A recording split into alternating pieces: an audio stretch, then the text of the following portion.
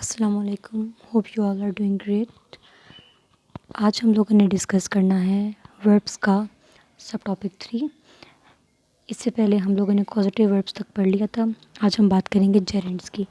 तो जेरेंड का हम लोगों ने यूज़ देखना है कि जेरेंड किस किस तरीके से उसका यूजेज और उसकी एग्जांपल्स देखनी है। Gerund as a subject of a sentence. जब जेरेंड आपके पास सेंटेंस के सब्जेक्ट के तौर पर इस्तेमाल हो रहा हो तो आपने क्या करना है, sleeping is hard if you suffer from anxiety, यहाँ पर एज अ सब्जेक्ट इस्तेमाल हो रहा है। ठीक है, इसके बाद क्या है कि gerund phrase as a subject. अब जेरेंट फ्रेज अगर एज अ सब्जेक्ट यूज़ हो रही है, जैसे being rude to customers won't earn you many tips. अब देखो, what won't earn you many tips, तो यहाँ पर ये क्या है, जेरेंट है और ये जेरेंट ये जेरेंट फ्रेज़ यहाँ पर एज अ सब्जेक्ट इस्तेमाल हो रही है। जबकि ऊपर वाले में देखें तो word is hard if you suffer from anxiety, again वो भी जेरेंट है। अब मैं यहाँ पर वर्ड का क्वेश्चन क्यों यूज़ कर रही हूँ, क्योंकि जेरेंट क्या होता है, जेरेंट नाउन होता है बेसिकली, और नाउन का पता लगाने के लिए आप वट या हु का क्वेश्चन करते हैं। तो जब वो क्वेश्चंस मैंने इस पर अप्लाई किए तो हमारे पास स्लीपिंग या फिर being rude to the customers आया, और स्लीपिंग क्या है, हमारे पास आती है जेरेंट, जबकि being rude to the customers ये क्या है, ये एक जेरेंट फ्रेज है और दोनों ही सब्जेक्ट के तौर पर इस्तेमाल हो रही हैं। इसके बाद क्या है कि gerund as a subject complement, कि जब आपके पास एज अ सब्जेक्ट कॉम्प्लीमेंट के तौर पर इस्तेमाल हो रहा हो कि his favourite activity is reading. What's his favourite activity, his favourite activity is reading. Okay, जबकि जेरेंट फ्रेज यूज़ हो रही हो हमारे पास ऐसा सब्जेक्ट कॉम्प्लीमेंट के तौर पे फ्रेज़ यूज़ हो रही है, तो कैसे होता है, the thing she hated most about school was getting up early. What was the thing that she hated most about her school, so that was the thing she hated most about school was getting up early. Okay, gerund as a direct object, जब आप direct object के तौर पर इस्तेमाल कर रहे हो तो क्या होता है कि Helena has mastered fencing. Okay, direct object के तौर पर इस्तेमाल हो रहा है कि उसने क्या मास्टर कर लिया, फेंसिंग। फिर जेरेंट फ्रेज़ की अगर बात करें ऑब्जेक्ट के तौर पे तो कैसे यूज़ होती है कि they hate moving in the lawn, sorry they hate moving the lawn. तो इसमें क्या है कि moving the lawn, they hate what, they hate moving the lawn. तो मोइंग द लॉन ये पूरी एक फ्रेज़ है और ये ऐसा डायरेक्ट ऑब्जेक्ट यहाँ पर इस्तेमाल हो रही है। इसके बाद ये है कि gerund as an object of preposition, he quickly restored to bagging. Okay, तो यहाँ पर क्या है कि डायरेक्ट ऑब्जेक्ट यानी कि टू के बाद डायरेक्ट आपने यूज़ कर लिया ऑब्जेक्ट के तौर पे, तो आप क्या यूज़ कर रहे हो, यहाँ पर जेरेंट यूज़ कर रहे हो। फिर क्या है कि gerund phrase as an object, जब आप जेरेंट फ्रेज को यूज़ करो एज एन ऑब्जेक्ट और प्रपोजिशन, वो क्या केस होता है कि holidays are perfect for visiting family. So visiting family is a gerund phrase and is used as an object or preposition। ठीक है, बस ये बातें समझने की थी, इसमें ज़्यादा परेशान नहीं होना, और जैसे जैसे लिखी हुई इनको देखें समझें, इसमें ज़्यादा कोई मुश्किल बात नहीं। हाँ, अगर कुछ समझना है तो वो आपने ज़रूर पूछना है। ठीक है, इसके बाद क्या है कि an ing form gerund is there after. ठीक है, जब भी आपके पास देखें ing फॉर्म या फिर जेरेंड फॉर्म एक ही बात हुई ना, तो ये आपके पास कब कब यूज़ हो सकती है, जब इज़ एम आर के बाद यूज़ टू आ रहा हो तो फिर आपने जेरेंड यूज़ करना है। वॉज वर्ड के बाद यूज़ टू हो तो फिर भी ing फॉर्म यूज़ करनी है। With a view to look forward to devote oneself to devote something to, इसके आगे भी ing फॉर्म ही यूज़ होती है। वर्ब्स दैट रिक्वायर जेरेंड, अब हमने देखने हैं कुछ वर्ब्स जो जेरेंड को एक जिनकी रिक्वायरमेंट है जेरेंड, जैसे admit, mind, recent, appreciate, avoid, can't help, consider, ये सारे ऐसे वर्ब्स हैं जिनको जेरेंड की ज़रूरत होती है।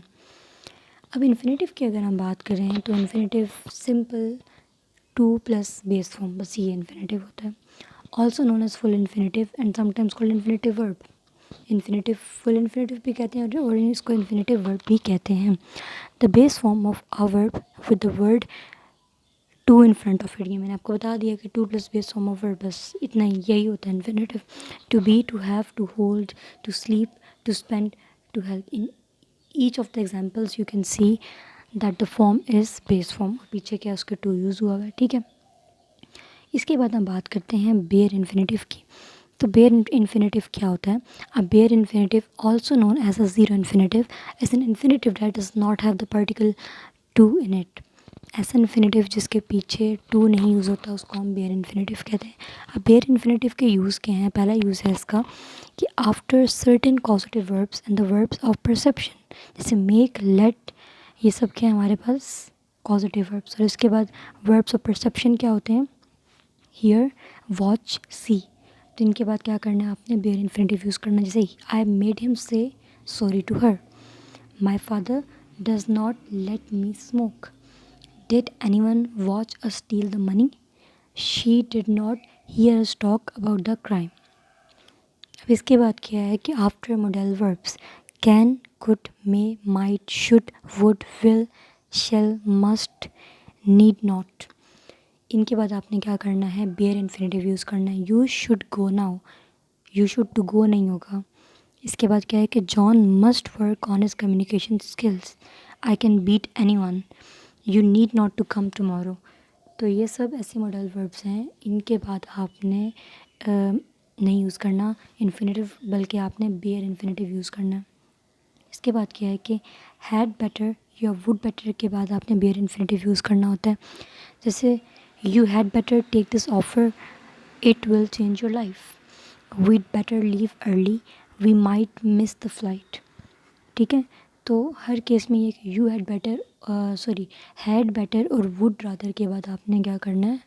बेयर इन्फिनेटिव यूज़ करना है। I would rather kill myself than marry her. फिर क्या है कि after the words but and except, I had no option but to pay them. But के बाद क्या आपने करना है? हाँ देखो, अब मैंने बोला ना बट टू पे देम, तो मैंने गलत बोला। यहाँ पर बेयर इन्फिनेटिव यूज़ करना, फुल इन्फिनेटिव नहीं यूज़ करना।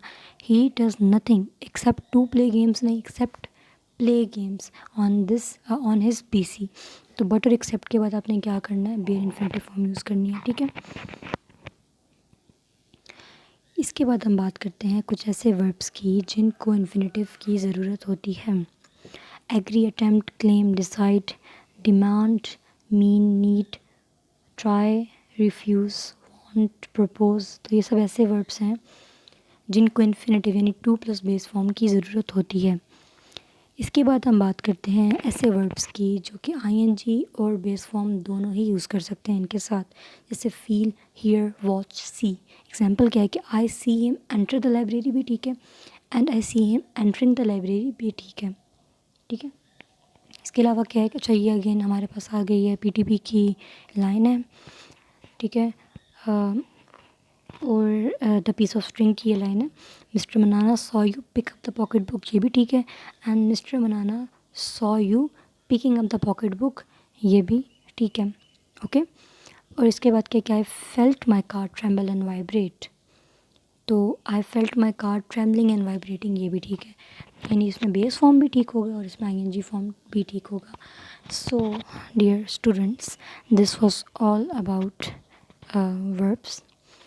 आई होप ये तीनों सब टॉपिक्स आपको अच्छे से क्लियर हो गए होंगे, और आप कल इसका टेस्ट होगा और उसकी आप लोग अच्छे से प्रैक्टिस करें। जो भी चीज़ आपको समझ ना आए, जो भी MCQ कंफ्यूजिंग लगे, तो आप लोग वो पूछें एंड अच्छे से इसकी तैयारी करें। ओके, अल्लाह हाफिज़।